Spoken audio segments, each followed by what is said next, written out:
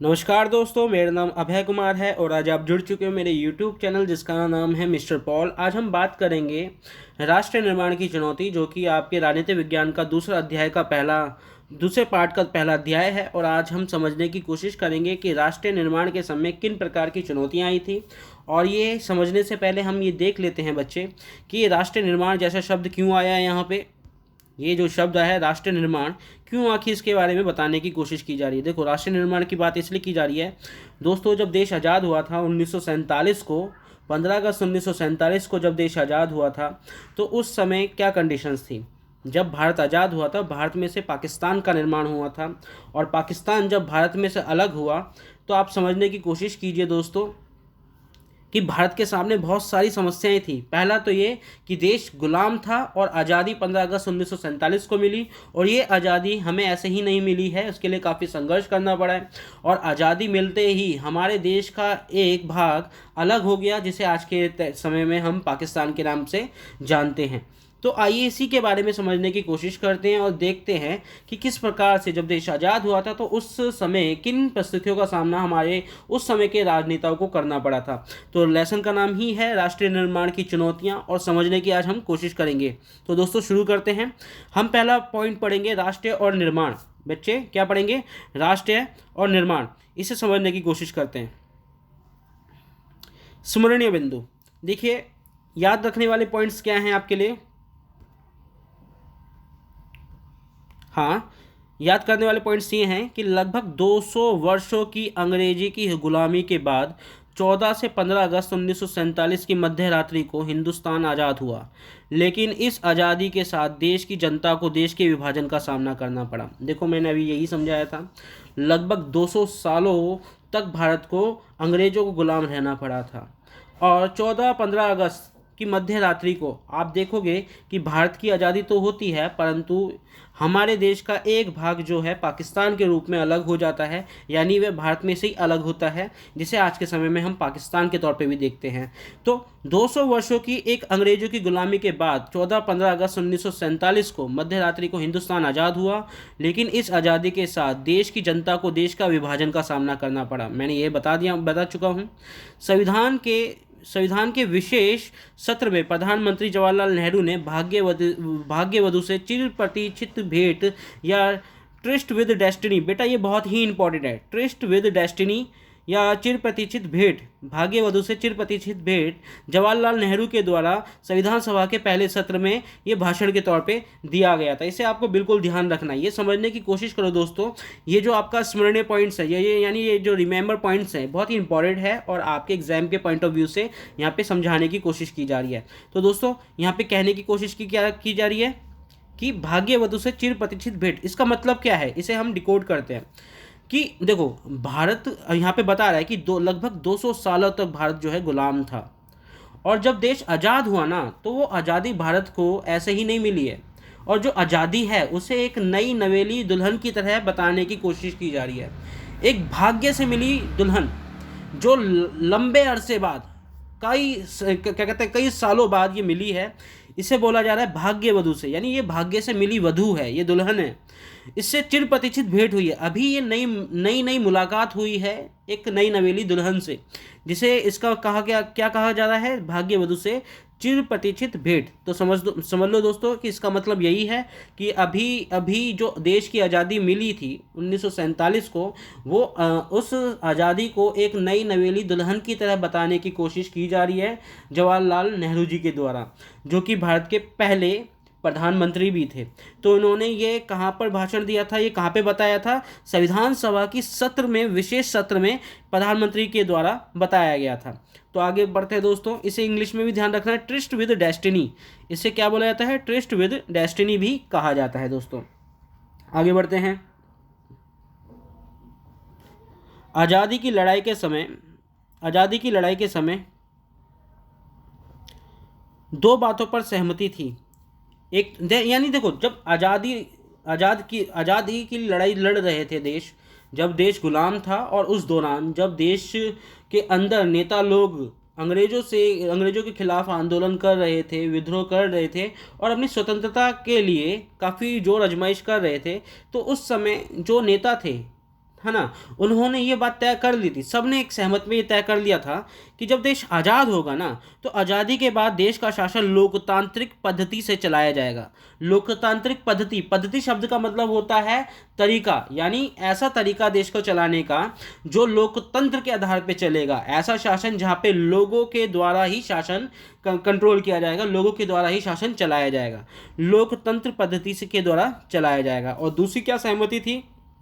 दूसरी सहमति ये थी कि सरकार समाज के सभी वर्गों के लिए कार्य करेगी। देखो दोस्तों, आपको ये बात ध्यान रख लेनी है, भारत एक ऐसा देश है जहाँ पर विविधताएं बहुत सारी हैं।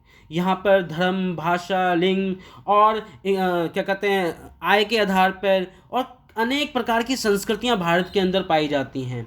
और भारत में यही, जब देश गुलाम था उसी समय भारत के लोगों के द्वारा, क्योंकि उस आज़ादी में भारत के सभी वर्गों का एक साथ महत्वपूर्ण भूमिका थी, चाहे जनजाति हो, अनुसूचित जाति हो, मध्यम वर्ग हो या ऊंची जाति हो, किसी भी भाषा का क्यों ना व्यक्ति हो, वो आज़ादी की लड़ाई में लड़ रहा था। जब देश आज़ाद होगा ना, उस समय उन्होंने सोच लिया था, जब देश गुलाम था, जब वो लड़ाई लड़ रहे थे देश की आज़ादी के लिए, तो उन्होंने सोच लिया था जब देश आज़ाद होगा बच्चों, तो क्या करा जाएगा, देश में सभी विविधताओं का ध्यान रखा जाएगा। यानी क्या कहा जाएगा, सभी वर्गों के लिए कार्य किया जाएगा। ये नहीं कि हिंदुओं के लिए, मुसलमानों के लिए, क्या कहते हैं, किसी अन्य विशेष वर्गों के लिए कार्य किया जाएगा, नहीं।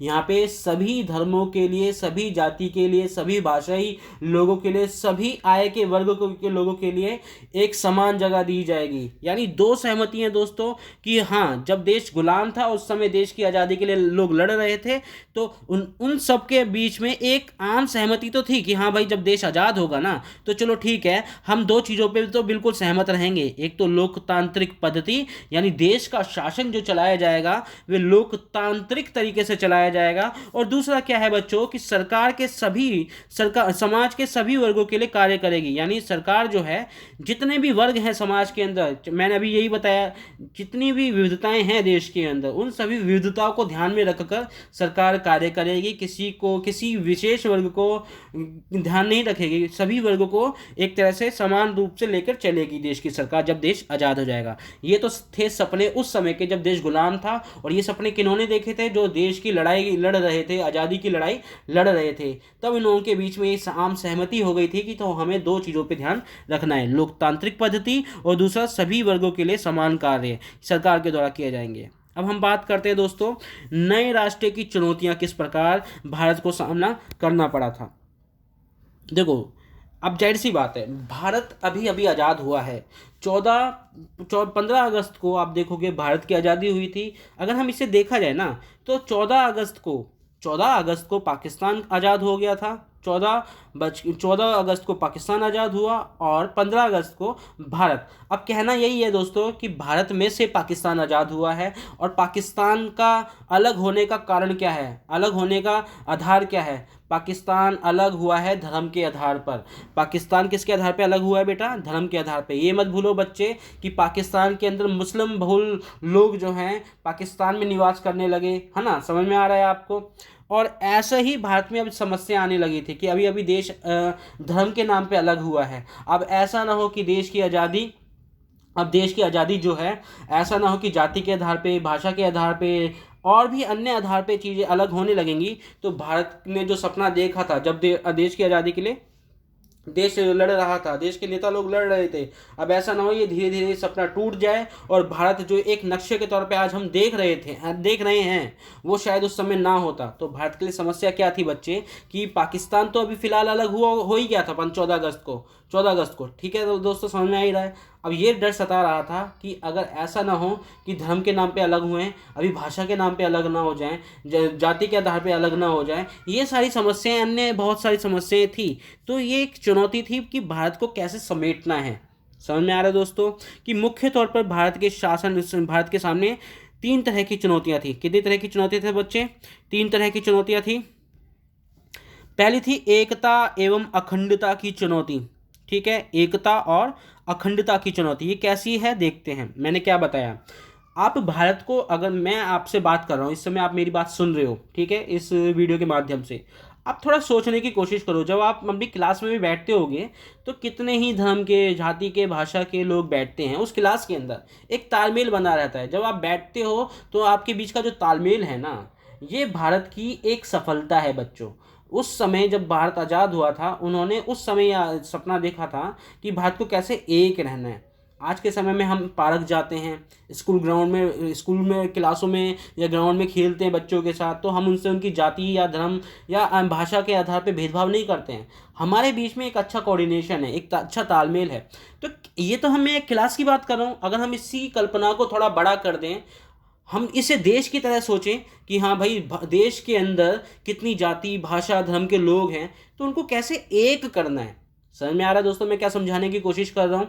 यहाँ पे यही है कि एकता एवं अखंडता की चुनौती जो है भारत के लिए, ये बहुत ही ज़्यादा बड़ी थी। तो इसे कैसे पार कर पाई भारत की सरकार उस समय की, तो ये एक चैलेंज था भारत के लिए। देखते हैं, भारत अपने आकार और विविधता, देखो भारत जो है दुनिया में 7वें नंबर पर आता है। किसके आधार पे? क्षेत्रफल के आधार पे। और विविधता के आधार पर देखा जाए, भारत की विविधता जो है दुनिया में सबसे डाइवर्स है। डाइवर्स मीन द सेंस कि विभिन्न प्रकार की जातियां हैं, धर्म हैं, और भी पता नहीं कितने ही तरह की संस्कृति के लोग भारत के अंदर निवास करते हैं, वो हमारे ही लोग हैं। परंतु ये जो विविधताएं हैं, इनके आधार पे आप इनके साथ क्या कहते हैं, भेदभाव नहीं कर सकते हैं। इनको भी, इनकी जो विविधताएं हैं और जो इनकी विविधताओं के आधार पर, इनकी विविधताओं के आधार पर जो इनकी आवश्यकताएं हैं, इनकी जो ज़रूरतें हैं, इनको भी ध्यान रखना है। अब आप सोचने की कोशिश करिए कि आप और आपके दोस्त, आप दोनों के जो आप हैं और आपके जो दोस्त हैं, आपकी आवश्यकताएं जरूरी नहीं हो सकती कि आप एक जैसी हों, अलग अलग हो सकती हैं। तो ये तो हो गई आप दो दोस्तों के बीच की कहानी। अगर मैं इसे देश की तौर पे देखूं, जैसे हिंदू है, मुसलमान है, या अन्य धर्म के लोग हैं, जातीय लोग हैं, भाषाई लोग हैं, इतने सारे लोग हैं, यानी इतनी विविधताएं हैं, तो इसका मतलब क्या हुआ? सबकी आवश्यकताएं अलग होंगी ही नहीं होंगी। तो यानी अब उनको, उन आवश्यकताओं को भी पूरा करना भारत सरकार की एक जिम्मेदारी है। तो यानी जितना बड़ा देश है, आकार है दुनिया के अंदर, हम देखते हैं कि दुनिया में 7वें नंबर पे आता है देश जो है आकार में। और दूसरी तरफ अगर हम देखें तो दुनिया में सबसे बड़ा विविधतापूर्ण देश कौन है? भारत है। तो इनको कैसे भारत कैसे इनका समाधान करता है, कैसे इनकी आवश्यकताओं को पूरा करता है, यही समझना है। देखो कि भारत अपने आकार और विविधता से किसी एक महादेश के बराबर है। ठीक है, यहाँ विभिन्न भाषा, संस्कृति, धर्म के अनुयायी, अनुयायी समझ में आता है बच्चे? कि मान के चलो आप हिंदू धर्म के, तो आप हिंदू धर्म को फॉलोअर हैं। अनुयायी मीन्स फॉलोअर, आप किसी को फॉलो कर रहे हो, हिंदू धर्म को फॉलो कर रहे हो, मुसलमान धर्म को फॉलो कर रहे हो, सिख को, क्रिश्चियन को, या कोई भाषा है आपकी, या किसी जाति से आप संबंधित हो, आप किसी भी वर्ग से हो सकते हो, या आप खुद ही पहचान सकते हो। ठीक है, तो भारत के अंदर विभिन्न प्रकार के धर्म, भाषा, संस्कृति के अनुयायी रहते हैं, और इन सभी को एकजुट करने की चुनौती थी किसको? भारत सरकार की। कि भाई भारत की सरकार को कैसे इन धर्म के आधार पे, भाषा के आधार पे, संस्कृति के आधार पे एक रखना है। मेरे ख्याल से आपको दोस्तों बात समझ में आ रही होगी। आगे बढ़ते हैं नेक्स्ट। ओके, अब हम बात करते हैं लोकतंत्र की स्थापना। देखो बहुत ही इंपॉर्टेंट हो जाता है कि अगर आप, हम आज भी लोकतांत्रिक देश हैं, ये हमारी दुनिया के अंदर बहुत बड़ी जीत है। हमने जिस समय जब देश आज़ाद हुआ था, या आज़ादी से पहले जब हमारे जो स्वतंत्रता सेनानी थे, जो देश की आज़ादी में काफ़ी महत्वपूर्ण भूमिका निभा रहे थे, उन्होंने उस समय एक सपना देखा था कि जब देश आज़ाद होगा ना, तो भारत के आज़ाद जब होगा तो शासन कैसे चलाया जाएगा? शासन लोकतंत्र के आधार पर चलाया जाएगा। और यकीन मानो दोस्तों, भारत दुनिया का सबसे खूबसूरत लोकतांत्रिक देश है। और आज भी हम बड़े गर्व से कह सकते हैं कि लोकतंत्र भारत का एक, क्या कहते हैं, दुनिया के अंदर मिसाल पैदा करता है। आज इसे ही बात करते हैं। ये जो सेकंड पॉइंट है, लोकतंत्र की स्थापना कैसे हुई है? भारत ने संसदीय शासन पर आधारित प्रतिनिधित्व मूलक लोकतंत्र को अपनाया है। देखो कि कहने की कोशिश क्या कर रहे हैं। भारत ने संसदीय शासन पर आधारित, भारत ने संसदीय शासन समझने की कोशिश करो दोस्तों। हमारे देश में संसदीय व्यवस्था है।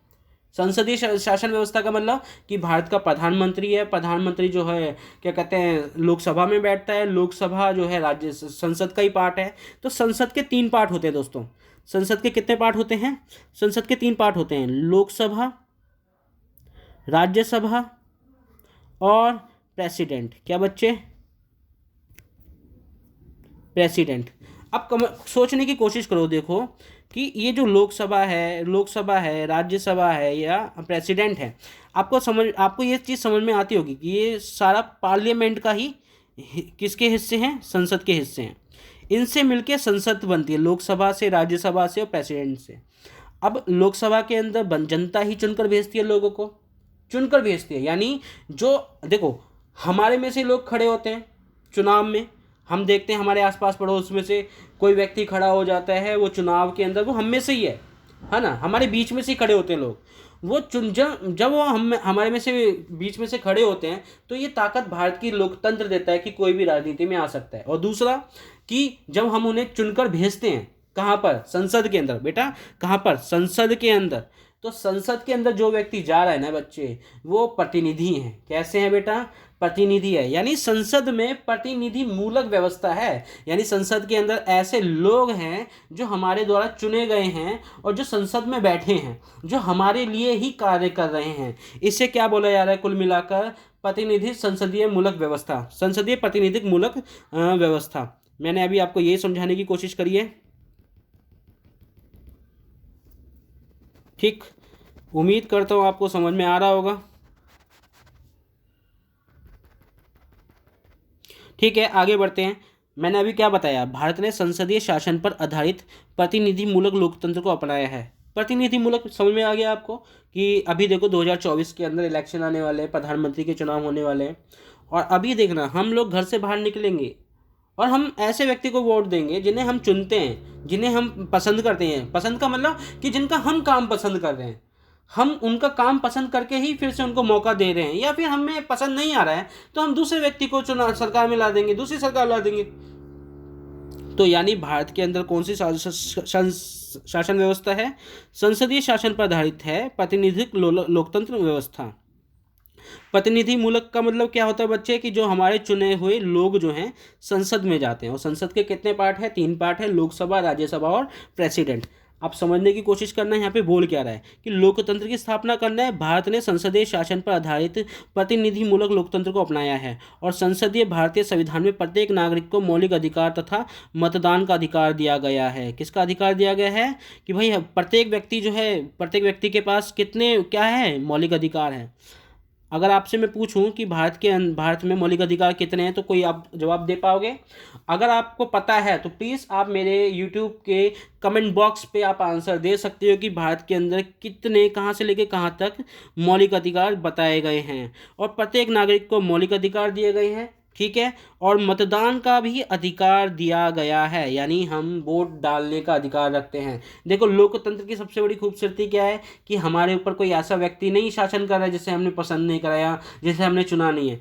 लोकतंत्र की यही खूबसूरती है कि हम जिसे वोट देते हैं, वोट यानी जो हमारा ओपिनियन होता है, जिसे हमारा मानना होता है कि या भाई ये व्यक्ति हमारे पे शासन करेगा, हम उसे वोट दे रहे हैं, तो वोट के आधार पे ही हम अपनी शासन को चुनते हैं। तो यहाँ पर ये बताने की कोशिश की जा रही है कि मतदान का अधिकार दिया गया है, लोकतंत्र की स्थापना।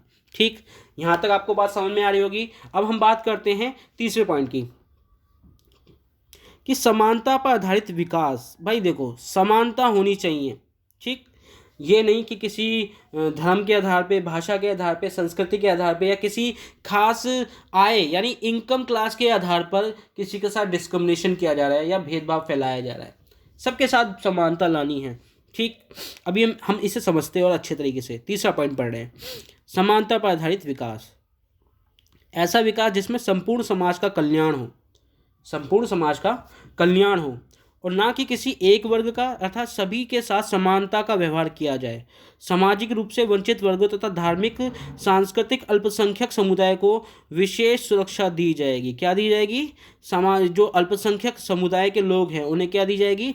विशेष सुरक्षा दी जाएगी, और जो वंचित वर्ग हैं उन्हें भी दिया जाएगा ये सुरक्षा। अब कहने का मतलब क्या है, कि ऐसा विकास जिसमें संपूर्ण समाज का कल्याण हो।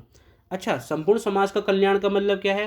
राज्य समाज के कल्याण के लिए योजनाएं लाती रहती है, ठीक है, कार्य करती रहती है। अभी का एग्जाम्पल देख लीजिए, जैसे लाडली योजना है, उज्ज्वल योजना है, और कितने ही तरह की योजनाएं जो होती हैं भारत की सरकार के द्वारा समाज के कल्याण के लिए लगाती है। अब आप देखते हो कि भारत में लोगों को राशन मुफ्त, मतलब कम से कम कीमत पे दिया जाता है, ताकि वो खाने के लिए इतना मतलब उनको परेशानी ना हो, वो भूखे तो ना सोए कम से कम। ठीक है, तो भारत सरकार जो है एक तरह से कल्याण की योजनाएं लाती रहती है, भारतीय समाज का कल्याण करती रहती है। तो ऐसा विकास जिसमें संपूर्ण समाज का कल्याण हो, ना कि किसी एक वर्ग का। मान के चलो कि सिर्फ अमीरों के लिए कार्य किया जा रहा है या ऊंची जातियों के लिए कार्य किया जा रहा है, किसी खास भाषा के लिए कार्य किया जा रहा है या हिंदी भाषा के लोगों के लिए कार्य किया जा रहा है, तो मतलब जो हिंदी भाषा के लोग हैं वो तो संपन्न हो जाएंगे, उनका कल्याण हो जाएगा।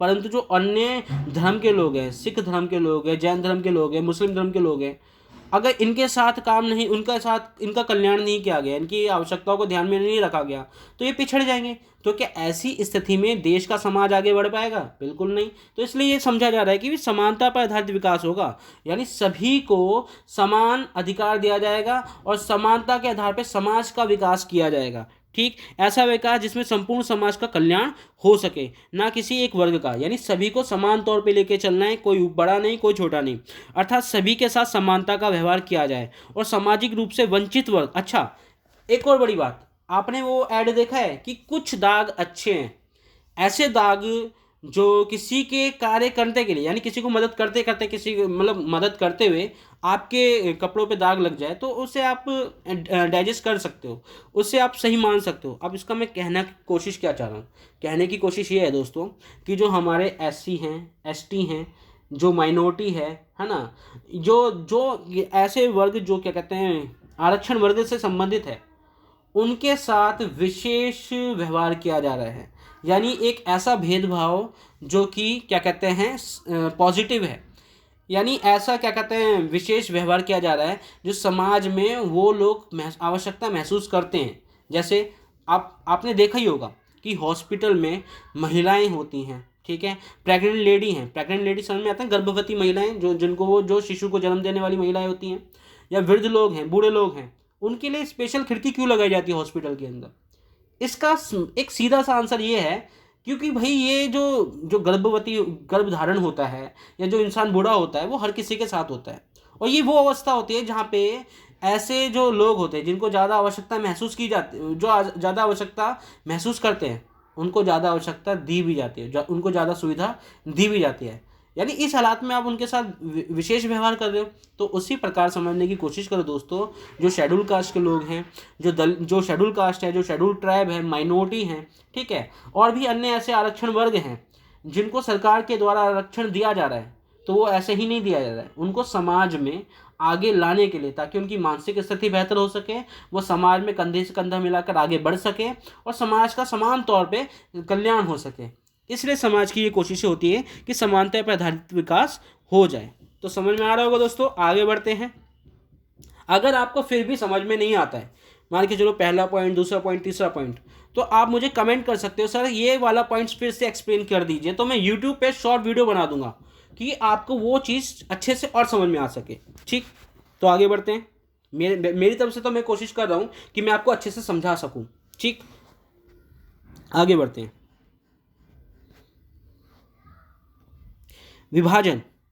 विभाजन कैसे हुआ भारत का? पाकिस्तान भारत में कैसे अलग हुआ? आखिर क्या कारण रहे कि भारत में से विभाजन हो गया, पाकिस्तान एक अलग देश बन गया? मुस्लिम लीग, बेटा मुस्लिम लीग की स्थापना कब होती है? मुस्लिम लीग की बेटा लिख लो कॉपी पे, 1906 में होती है। कब होती है? 1906 में मुस्लिम लीग की स्थापना होती है। मैं यहाँ पे छोटा सा लिख देता हूँ, 1906। ठीक, मुस्लिम लीग, ये है मुस्लिम लीग। मुस्लिम लीग की स्थापना 1906 में होती है और मुस्लिम लीग के द्वारा कौन सा सिद्धांत दिया जाता है? द्वि राष्ट्र का सिद्धांत। क्या बच्चे? द्वि राष्ट्र का सिद्धांत मुस्लिम लीग के द्वारा दिया जाता है और इसको अपनाने के लिए तर्क दिया गया कि भारत किसी एक कौम का नहीं है, अपितु हिंदू और मुसलमान नाम के दो कौमों का देश है। तो मुस्लिम लीग क्या कह रही है? द्विराष्ट्रीय सिद्धांत का मतलब क्या होता है ये समझ लेते हैं। मुस्लिम लीग ये कह रही है कि भारत में किसी एक कौम नहीं, भारत में कोई एक कौम नहीं है, भारत में दो कौम हैं। कौम मतलब धर्म के लोग हैं, एक हिंदू प्रमुख धर्म है और एक मुसलमान प्रमुख धर्म है। ठीक है, और मुसलमानों के जो मुसलमान लोग हैं ना, उन्होंने अपनी एक पार्टी बनाई है, मुस्लिम लीग। अब इसका कहने का मतलब ये नहीं कि सभी मुस्लिम लीग जो जितने भी देश के अंदर मुसलमान थे वो मुस्लिम लीग से सहमत थे, ऐसा भी नहीं है।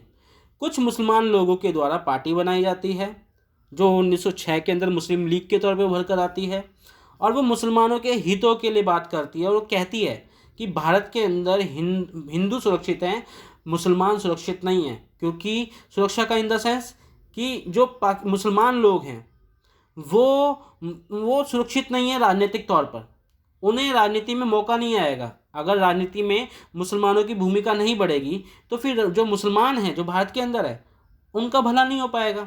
तो इसलिए मुस्लिम लीग का ये कहना था कि हमें एक अलग राष्ट्र, एक अलग देश चाहिए। यानी भारत में से उन्होंने ऐसे इलाकों की क्या कहते हैं, ऐसे इलाकों की पहचान करने की बात करी जहाँ पे मुसलमानों की संख्या ज़्यादा है और उनको मिलाकर एक पाकिस्तान बनाया जाएगा। तो मुस्लिम लीग का ये मानना था, मुस्लिम लीग का ये मानना था दोस्तों। तो भारत किसी एक कौम का नहीं है, ऐसा मुस्लिम लीग का मानना था। हिंदू और मुसलमान नाम की दो कौमों का देश है और इसी कारण मुस्लिम लीग मुसलमानों के लिए अलग देश यानी पाकिस्तान की मांग कर रही है। पाकिस्तान की मांग किसने करी बच्चे? पाकिस्तान की मांग करी। देखो अब एक और पॉइंट बता रहा है कि भारत के विभाजन का आधार धार्मिक बहुसंख्यक को आधार बनाया गया। कहने का मतलब क्या है दोस्तों कि जब भारत में से पाकिस्तान अलग बनाया गया, पाकिस्तान अलग हो गया, तो उसके अलग होने का कारण सिर्फ धार्मिक था। क्या था बच्चे? पाकिस्तान के अलग होने का कारण क्या था बच्चे? धार्मिक। ठीक, ये धार्मिक था। मुझसे यहाँ पे लिखा नहीं आ रहा, अगर मेरी बात सुन रहे हो तो आप इसे लिख सकते हो कॉपी में कि पाकिस्तान किस आधार पे अलग होता है। पाकिस्तान के अलग होने का आधार होता है धार्मिक होता है। ठीक है दोस्तों, यहाँ तक आपको समझ में आ गया होगा। आगे बढ़ते हैं। ठीक, भारत के विभाजन का आधार धार्मिक बहुसंख्यक को आधार बनाया गया, जिसके कारण कई समस्याएं उत्पन्न हुई, जिनका विवरण निम्नलिखित है। अब नीचे बताया गया है कि कौन सी घटनाएं हुई, कौन सी प्रोसेस से होकर पाकिस्तान निकला है। ठीक है, आगे बढ़ते हैं। मुसलमानों की जनसंख्या के आधार पर पाकिस्तान में दो इलाके शामिल हो गए, पश्चिमी पाकिस्तान और पूर्वी पाकिस्तान। बच्चे ये बहुत डिफिकल्ट था भारत के लिए भी। भारत के लिए क्यों ये परेशानी भरी समस्या थी? क्योंकि पाकिस्तान जो है दो हिस्सों में था। एक तो पूर्वी हिस्से में आप देखोगे पंजाब लाहौर की तरफ जो हिस्सा है, ठीक है, पश्चिमी हिस्सा, और एक हिस्सा कौन सा है? पूर्वी हिस्सा, जो असम बंगाल इनको मिलाकर बनाया गया था। यानी एक पूर्व की तरफ पाकिस्तान, एक है पश्चिम की तरफ। भारत की दो दिशाओं में पाकिस्तान बनाया गया। यानी यहाँ पे मुसलमानों की संख्या अच्छी खासी थी और इन संख्याओं के आधार पे पाकिस्तान बनाया गया। समझ में आ रहा होगा आपको। तो भारत दो देशों के बीच, यानी पाकिस्तान मतलब एक जो देश है जो अलग अलग क्या कहते हैं ज्योग्राफी के हिसाब से देखा जाए तो अलग अलग है, और इनके बीच में भारत है। तो भारत जो है बीच में था, पाकिस्तान दो दिशाओं में था, एक तरफ पश्चिम में था और दूसरी तरफ पूरब में था। तो ये भारत पाकिस्तान की क्या कहते हैं लोकेशन थी। तो मुसलमानों की जनसंख्या के आधार पर पाकिस्तान में दो इलाके शामिल हो गए, एक था पश्चिमी पाकिस्तान और दूसरा था पूर्वी पाकिस्तान। इनके माध्यम से भारतीय भूभाग का बड़ा विस्तार रहेगा। यानी कहने का मतलब कि पश्चिमी और पूर्वी भारत के बीच कौन सा हिस्सा रहेगा? भारत रहेगा। ठीक है, आगे बढ़ते हैं कि मुस्लिम बहुल प्रत्येक इलाका, यानी ऐसा इलाका जहाँ पे मुसलमानों, बहुल का मतलब होता है जहाँ पे संख्या ज़्यादा है। बहुल का मतलब क्या होता है दोस्तों? बहुल का मतलब होता है जहाँ पे संख्या अच्छी खासी है। इसे बड़ा कर देता हूँ। ठीक, ठीक है, आगे बढ़ते हैं। मुस्लिम बहुल इलाका यानी ऐसा इलाके भारत के अंदर जहाँ पे मुसलमानों की अच्छी खासी जनसंख्या है। उन इलाकों में वो है प्रत्येक इलाका पाकिस्तान में जाने को राजी नहीं था। यानी ऐसा भारत के ऐसे क्षेत्र जहाँ पे मुसलमानों की जनसंख्या ज़्यादा है, ज़रूरी ये नहीं था कि पाकिस्तान जो भी मुसलमान थे वो पाकिस्तान में जाना चाहते थे, नहीं, ऐसा नहीं था। पाकिस्तान में जाने के लिए मुसलमान राजी नहीं थे। पश्चिम उत्तर सीमा प्रांत के नेता खान अब्दुल गफ्फार खान, बेटा ध्यान रखो, पश्चिमी उत्तर सीमा प्रांत समझ में आता है? यानी भारत के उत्तर और पश्चिमी दिशा के अंदर जो नेता थे प्रमुख रूप से, उनका नाम क्या है? खान अब्दुल गफ्फार खान। यानी पश्चिमी उत्तर के जो नेता थे उसको क्या बोला जाता है? खान अब्दुल गफ्फार खान वहाँ पे नेता थे। जो सीमांत गांधी के नाम से जाने जाते थे। ध्यान रखना बेटा, क्वेश्चन पूछा जाता है कि सीमांत गांधी कौन है। सीमांत गांधी अब्दुल गफ्फार खान को कहा जाता है, जो कि पश्चिमी उत्तर, जो भारतीय के जो पश्चिमी उत्तर के जो दिशा के अंदर जो नेता थे, प्रमुख नेता थे, जो मुसलमान भी थे, वो गांधी जी की विचारधारा को मानते थे, इसलिए इन्हें सीमांत गांधी कहा जाता है। और इन्होंने द्विराष्ट्रीय सिद्धांत के एकदम खिलाफ थे। इन्होंने मानने से मना कर दिया कि भाई, अब्दुल गफ्फार खान ने द्विराष्ट्रीय सिद्धांत को मानने से मना कर दिया। क्यों मना कर दिया? क्योंकि इनका मानना ये था कि पाकिस्तान नहीं होना चाहिए धर्म के आधार पर, और मुसलमान और हिंदू ये सब गलत तरीके से देश के अंदर तोड़ने वाली बातें चल रही हैं मुस्लिम लीग के द्वारा, और द्विराष्ट्रीय सिद्धांत को उन्होंने नापसंद करा था। तो एकदम खिलाफ थे, परंतु इनके खिलाफ होने से देश का बंटवारा रुकता नहीं है। हाँ, ये बात आपको समझनी है। आपसे पूछा जा सकता है ऐसे कौन से मुस्लिम नेता थे या पश्चिमी उत्तर के जो नेता थे जो द्विराष्ट्रीय सिद्धांत का विरोध कर रहे थे, उस नेता का नाम बताइए। तो आपके पास आंसर क्या होगा? खान अब्दुल गफ्फार खान। ठीक है दोस्तों, आगे बढ़ते हैं और समझते हैं नेक्स्ट पॉइंट। ठीक, ब्रिटिश इंडिया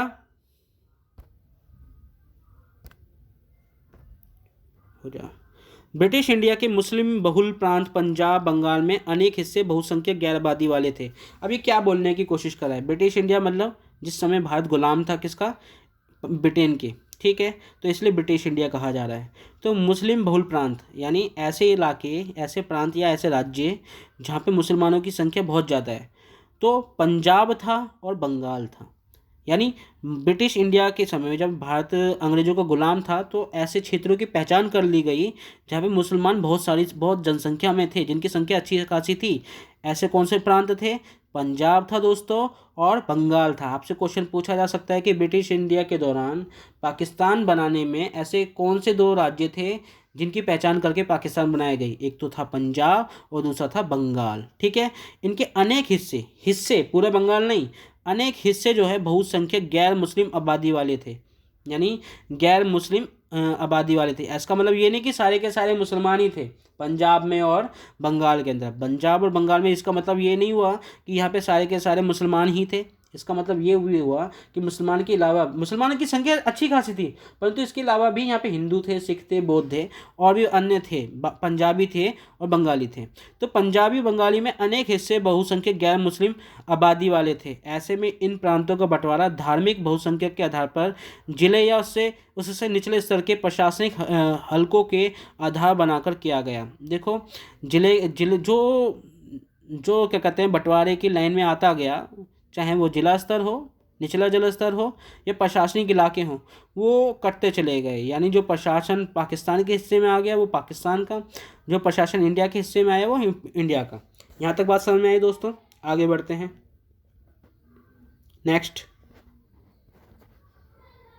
ओके, भारत विभाजन केवल धर्म के आधार पर हुआ था। देखो, पाकिस्तान का जो विभाजन हुआ है भारत में से, पाकिस्तान ने धर्म को ही आधार बनाया है। यानी धर्म के आधार पर, क्योंकि द्विराष्ट्रीय सिद्धांत, मुस्लिम लीग पार्टी बनाई गई तो द्विराष्ट्रीय सिद्धांत दिया गया और मुसलमानों की ही हितों की बात करते थे, तो मुसलमान यानी इस्लाम धर्म को आधार बनाकर ही पाकिस्तान का निर्माण हुआ है। इसलिए दोनों ओर के अल्पसंख्यक वर्ग बड़े असमंजस में थे। असमंजस यानी बड़े कंफ्यूज हो गए थे, उन्हें समझ नहीं आ रहा था वो करें क्या, कि उनका क्या होगा, वह कल से भारत के नागरिक होंगे या पाकिस्तान के। देखो, पहली बात, ये जो सियासत थी निचले लोगों तक बातें नहीं पहुंच पा रही थी इतनी जल्दी, क्योंकि आज के समय में तो हम फेसबुक, व्हाट्सअप, सोशल मीडिया का ज़माना है। सारी चीज़ें राजनीति में क्या हो रहा है ऊपर, अभी देख रहे हो ना, मालदीव और भारत के बीच में क्या टेंशन चल रही है कि मालदीव के जो द्वीप हैं उसको लेकर, क्योंकि जो टूरिस्ट हब है वहाँ पे पर्यटन जाता है भारत का काफ़ी बड़ी संख्या में, और मालदीव के द्वारा हमारे प्रधानमंत्री जी को इतना गलत कहना उनके मंत्रियों के द्वारा, जो कि सही नहीं था। तो ये सारी खबरें जब बाहर निकल कर आती है तो हमें पता रहता है कि अंतर्राष्ट्रीय स्तर पे क्या हो रहा है, हमारे देश की राजनीति के अंदर क्या हो रहा है, तो हमें सोशल मीडिया के द्वारा पता चल जाता है। परंतु उस समय क्या, जब सोशल मीडिया नहीं थी तो लोग तो अनजान ही थे कि उन्हें हो क्या रहा है, वो अखबार से पढ़ लेते थे। ठीक है, और पहली बात, इतनी जनसंख्या भी पढ़ी लिखी नहीं थी कि सभी लोग पढ़ सके उस समय क्या हो रहा है। इक्का दुक्का को पता चलता था, वही अपने जो भी माउथ पब्लिसिटी कर सकते हैं, माउथ इन्फॉर्मेशन एक से दूसरे तक फैला सकता है, वो होती थी। तो उस समय ऐसा था, उस समय ऐसा नहीं था कि भाई सोशल मीडिया के द्वारा चीज़ें एकदम से पता चल गई, नहीं। लोग अनजान थे, उन्हें पता ही नहीं था कि हो क्या रहा है, कि आज जहाँ वो बैठे हैं कि वो भारत के नागरिक होंगे या नहीं होंगे। यानी पाकिस्तान का बंटवारा हो गया, जो हिंदू पाकिस्तान में चले गए, जो कल तक वो एक नागरिक थे, एक भारतीय नागरिक थे, वो अब अलग अलग हो गए। अब पाकिस्तान के हिस्से में जो हिंदू गए, उनको पाकिस्तान के अंदर जो मुसलमान हैं वो शक की निगाह से देख रहे हैं कि भाई अब ये हमारे, अब वो शक की निगाह से इसलिए देख रहे हैं ताकि इसे भगाएंगे, जो भगाने के बाद जो संपत्ति बचेगी वो समेट लेंगे। भारत में भी ऐसा ही हुआ कि जो मुसलमान थे उन्हें हिंदू लोग शक की निगाह से देख रहे थे, उसे भगाने लगे ताकि उसकी संपत्ति जो है वो हड़प ले। तो ऐसा ही होने लगा दोनों ओर, ये असमंजस का माहौल फैल गया था, समझ में नहीं आ रहा था लोग करें क्या। ठीक है, ये एक अपने आप में बड़ी आपदा थी। जो लोग एक थे कल, वो एक दूसरे को पहचानने से मना कर दिए। जो पुलिस एक दूसरे के लिए, सबके लिए कार्य करती थी, वो कुछ के लिए कार्य करने लगी। समझ में आ रहा होगा।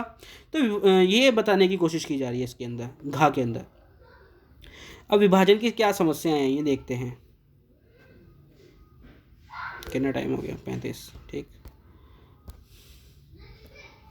हाँ, विभाजन की क्या क्या समस्याएं हैं। देखो, जाहिर सी बात है, मान के चलो ये भारत है, एक तरफ तो ये पाकिस्तान वाला हिस्सा, और एक तरफ तो ये पश्चिमी पाकिस्तान, ये पूर्वी पाकिस्तान है, था मतलब कभी, आज के टाइम में बांग्लादेश है। ये वेस्टर्न पाकिस्तान है, ये ईस्टर्न पाकिस्तान है, और ये बीच में हमारा प्यारा भारत है। समझ में आ रहा है। ये दो बॉडियों के बीच में दो पाकिस्तान थे, दो जगह, इनके बीच में हमारा प्यारा इंडिया था, फंस गया था। तो ये ऐसा करना ही अपने आप में बड़ी चैलेंज था कि कैसे इनको अलग अलग, एक जगह तो लाना ही बड़ा मुश्किल है। इनको कैसे आप एक साथ कर सकते हो? ईस्टर्न पाकिस्तान को वेस्टर्न पाकिस्तान को नहीं ला सकते। समझ में आ रहा होगा आपको। ठीक, तो भारत विभाजन की योजना में यह नहीं कहा गया कि दोनों भागों से अल्पसंख्यक का विस्थापन होगा। यानी क्या बोल रहा है कि भारत विभाजन की योजना में यह नहीं कहा गया कि दोनों भागों से अल्पसंख्यकों का विस्तार भी होगा।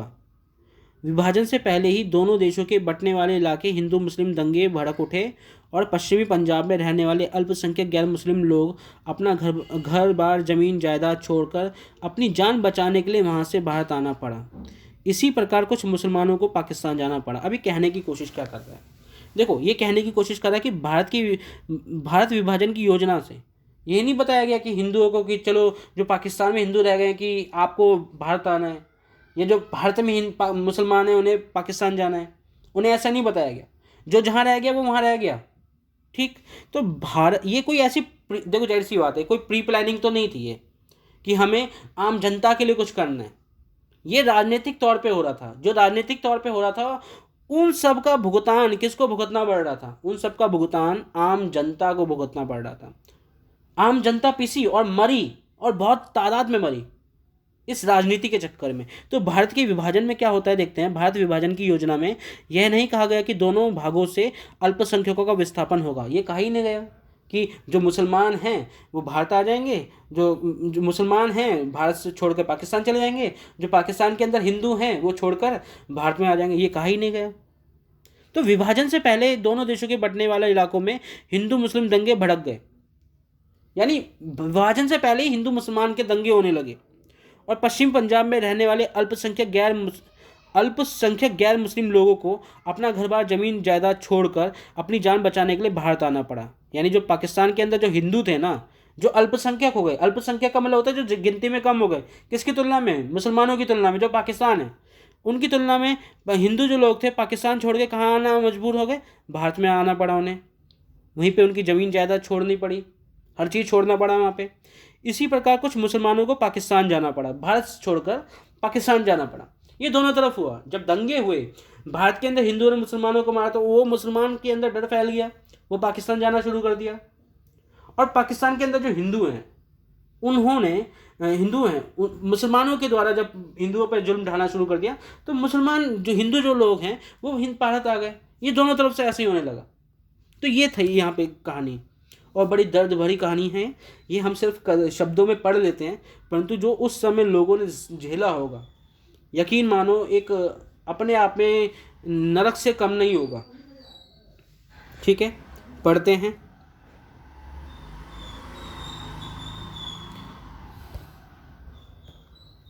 विभाजन की प्रक्रिया में भारत की भूमि का ही बंटवारा नहीं हुआ बल्कि भारत की संपदा का भी बंटवारा हो गया। यानी जो जो बंटवारे की लाइन में, रेखा में, यानी मान के चलो ये रेखा है, अब कल्पना कीजिए ये रेखा है, एक तरफ मुसलमान है एक तरफ हिंदू है, क्योंकि मुसलमान के पहचान करके पाकिस्तान बनाया गया है और भारत में से तो पाकिस्तान बनाया गया है। हम ये तो कह ही नहीं सकते कि भारत बनाया गया था, नहीं, ये गलत होगा। इंडिया में से पाकिस्तान बनाया गया है। अब यानी कि जो बाउंड्री खींची जा रही है ना दोस्तों, इस बाउंड्री की क्या खासियत है कि जो जो हिस्सा इस बाउंड्री के बीच में आ रहा है, मान के चलो यहाँ पे ऑफिस आ रहा है दोनों के बीच में, ठीक है, ये बैंक आ रहा है, कोई पुलिस स्टेशन आ रहा है, तो वो दोनों अलग अलग हिस्सों में हो जाएंगे इस बाउंड्री के हिसाब से। यानी जो हिस्सा इस हिस्से इंडिया में जाएगा वो इंडिया का हो जाएगा, जो हिस्सा पाकिस्तान के हिस्से में आएगा वो पाकिस्तान का हिस्सा हो जाएगा। ये ऐसे ही होता गया, जहाँ जहाँ चीज़ें बाउंड्री खिंचती चले गई वो हिस्सा इंडिया और पाकिस्तान के बीच में बढ़ता चला गया। ठीक है दोस्तों, विभाजन की प्रक्रिया में भारत की भूमि का ही बंटवारा नहीं हुआ बल्कि भारत की संपदा का भी बंटवारा हुआ। आज़ादी में अच्छा, एक और बड़ी बात बताना चाहता हूँ कि आप कह सकते हो कि भारत की, क्योंकि एक टाइम तो ऐसा था कि पाकिस्तान एक ही था, भारत में ही था, मतलब पाकिस्तान तो था ही नहीं, मतलब तो जो ज़मीन थी ना, बहुत उपजाऊ जो ज़मीन थी वो पाकिस्तान के हिस्से में चली गई जब देश का बंटवारा हुआ। ठीक है, आज भी अगर पाकिस्तान अपनी इकोनॉमी को अच्छे से ध्यान रखे ना और सिर्फ खेती करे तो दुनिया में डोमिन कर सकता है, परंतु वो ऐसा करेगा नहीं। वो सिर्फ अपने हथियार उगाने के लिए चक्कर में लगा रहता है। वो कहता है कि हम घास खा लेंगे, परंतु हथियार बनाना नहीं छोड़ेंगे, तो वो हथियार बनाते हैं। ठीक, तो इसलिए उनकी अर्थव्यवस्था का पिछड़े रहने का ये भी एक कारण है। तो बंटवारा नहीं हुआ बल्कि भारत की संपदा का भी बंटवारा हो गया, ये पॉइंट हो गया। अब चलो ये पढ़ते छा। आज़ादी व विभाजन के कारण भारत को विरासत के रूप में शरणार्थियों को पुनर्वास की समस्या मिली। किसकी समस्या मिली? ये क्या बोला? आज़ादी एवं विभाजन के कारण भारत को विरासत के रूप में शरणार्थियों की पुनर्वास की समस्या मिली। देश आज़ाद हुआ, देखो पाकिस्तान से जो हिंदू लोग आए हैं वो भारत के अंदर आ रहे हैं, जो भारत में से मुसलमान जा रहे हैं वो पाकिस्तान में जा रहे हैं। अब देखो, भारत का जो बंदा छोड़ के जा रहा है, मान के चलो भारत ये पाकिस्तान है, मान के चलो सिर्फ, ठीक है, सॉरी यहाँ पे बड़ा बना दिया पाकिस्तान, ये पाकिस्तान है। भारत जो है ना, भारत में से जो मुसलमान जा रहा है पाकिस्तान के अंदर, वो तो अपनी प्रॉपर्टी, अपनी दुकान, अपना कामकाज, सब चीज़ यहीं छोड़ के जा रहा है। वो अपना मकान तो कंधे पे लाद के नहीं ले जाएगा। इसका मतलब क्या हुआ? पाकिस्तान जा रहा है व्यक्ति, मुसलमान व्यक्ति जो जा रहा है, अपनी सारी संपत्ति यहीं छोड़ जा रहा है। उसी प्रकार हिंदू भी पाकिस्तान में अपनी सारी संपत्ति, जमीन जायदाद सब छोड़ के कहाँ भाग रहा है? क्योंकि दोनों तरफ दंगे चल रहे थे, अपनी जान बचा के लोग भाग रहे थे। जान होगा तो फिर से कमा लेंगे, परंतु इन्हें क्या हुआ कि दोनों तरफ से जब एक दूसरे देश में आना जाना हुआ तो उन्होंने अपनी संपत्ति तो अपने देश में छोड़ दी। तो अब जिस देश में जा रहे हैं, यानी पाकिस्तान में से जो हिंदू थे भारत में आ रहे हैं, उनके पास ये समस्या आ गई कि वो रहें कहाँ, खाएं कहाँ, अब काम क्या करें? अब वो शरणार्थी बन गए। क्या बन गए बच्चे? अब वो यहाँ पर बन गए शरणार्थी, शरण लेने वाले, रिफ्यूजी बन गए। तो विभाजन की प्रक्रिया में भारत की भूमि का बंटवारा, ये तो हो गया। आज़ादी एवं विभाजन के कारण भारत को विरासत के रूप में शरणार्थियों का पुनर्वास की समस्या मिली। भाई इनको कैसे पुनर्वास करना है, कैसे इनको रहने के लिए ठिकाना देना है? किनको? शरणार्थियों को। जो पाकिस्तान से हिंदू आए हैं वो भारत के अंदर कहाँ रहेंगे? अपने मकान जायदाद सब छोड़ के पाकिस्तान में हैं। उसी प्रकार मुसलमान जो है भारत छोड़ के पाकिस्तान गए हैं, उनकी संपत्ति जायदाद यहीं छोड़ गए हैं, वहाँ पे भी वो शरणार्थी के तौर पे रहे हैं। तो दोनों और शरणार्थियों की समस्या रही है। क्योंकि हम भारत का बढ़ने तो भारत में ज़्यादा समस्या रही, क्योंकि भारत में से ज़्यादातर, देखो पाकिस्तान में से आज भी हम मुसलमानों को देखते हैं भारत के अंदर, वो ऐसे मुसलमान हैं जो भारत को पसंद करते हैं और हम उनका सम्मान करते हैं। लोगों के पुनर्वास को बड़े ही संयम ढंग से व्यवहारिक रूप प्रदान किया गया है। क्या? लोगों के पुनर्वास को बड़े ही संयम ढंग से, मतलब पुनर्वास करा जा रहा है भाई बड़े संयम ढंग से। ऐसा नहीं कि हबड़ तबड़ की गई है, लोगों को बसाया जा रहा है, उनको रहने के लिए ठिकाना दिया जा रहा है, पुनर्वास किया जा रहा है। पुनर्वास का मतलब उनको रहने का फिर से ठिकाना दिया जा रहा है। शरणार्थियों के पुनर्वास के लिए सर्वप्रथम एक पुनर्वास मंत्रालय बनाया गया। क्या बेटा? ये ध्यान रखना, लोगों को ठहराने के लिए, उनको घर देने के लिए, शरणार्थियों के पुनर्वास के लिए क्या बनाया गया है? एक पुनर्वास मंत्रालय बनाया गया है। ठीक, आगे बढ़ते हैं बच्चे। ये वाला पॉइंट्स हम आगे पढ़ेंगे। ये ज़्यादा बड़ा हो जाएगा चैप्टर, मैं चाहता नहीं हूँ कि ज़्यादा बड़ा हो। तो अब नेक्स्ट जो लेक्चर होगा उसमें हम देखेंगे कि आगे रजवाड़ों के विलय से संबंधित क्या समस्याएं थी, भाषा से संबंधित क्या समस्याएं थी, उसे हम अगले पार्ट के अंदर सिमटा लेंगे। तो दोस्तों जय हिंद, आज के लिए इतना ही।